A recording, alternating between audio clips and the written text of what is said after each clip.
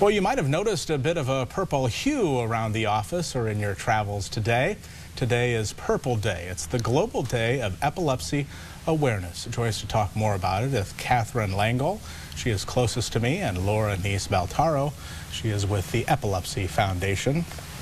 Catherine, I'll begin with you. The proclamation, so yes. You had to go to the mayor, right? Yes, I did. For this? Requested it from the mayor, and he did sign it. And it makes March 26, 2012 officially Purple Day for Epilepsy Awareness in Omaha.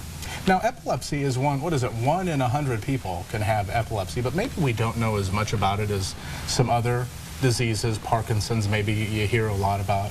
Yes. So what is the hardest part in your life for having it? I've been recently diagnosed. I thought I knew a lot about epilepsy prior to the diagnosis and found out afterwards everything I knew was wrong. Like From what? Basic first aid, don't put anything in anyone's mouth that's having a seizure. And you don't necessarily need to call 911 if a person has epilepsy and the seizure lasts less than 5 minutes. And just simple things like that. Because usually, I suppose, what they say, try to keep them from swallowing the tongue. Or they try to restrain them. Not bashing into things, right? That's what I think common knowledge. So you just make sure their head's safe, make sure they won't bump into anything, and stay with them until the seizure brings itself to a natural close. Did you think you had something else? I didn't know what was going on. I came home from the Nebraska School Transportation Association conference last June, and that night had my first tonic-clonic seizure.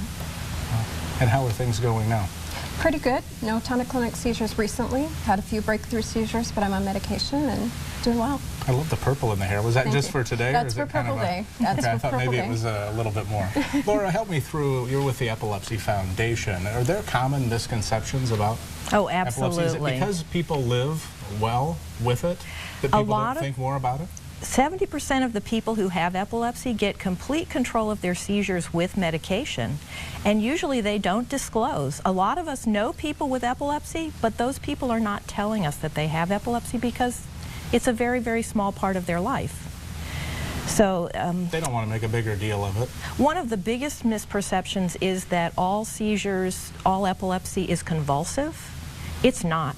Only 23% of seizures are convulsive seizures. Most seizures are partial seizures, which occur in a specific area of the brain, and depending where and how much of the brain is involved, that's going to determine what those seizures look like to people around you and what you experience as a person having epilepsy. Where does epilepsy fall on the hierarchy scale in terms of funding for research? Oh, it's pretty low. Pretty low. What seems to work? Are there medications that work? Is it a lifestyle? Is it... There are medications. Most patients use medications. Epilepsy surgery is also becoming more and more of a good option.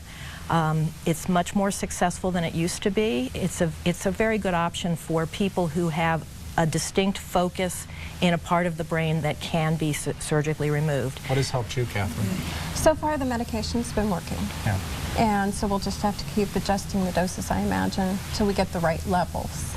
Well, good work with getting the proclamation. Are you going to hang with the purple in your hair for a while, or? Probably not, but I had People it are today. asking about it, though, aren't they? Well, and that gets us talking, and in April, I'll be receiving the proclamation from the governor's office. Oh, fantastic. Who also proclaimed it for Nebraska today. Excellent. Well, if you want to learn more about epilepsy, you can always go to the epilepsyheartland.org on the internet. We also have a link at WOWT.com. You can look for the red Find It button. Catherine, Laura, thanks for coming in today. Thank you. Thank you. Still to come here live at 4.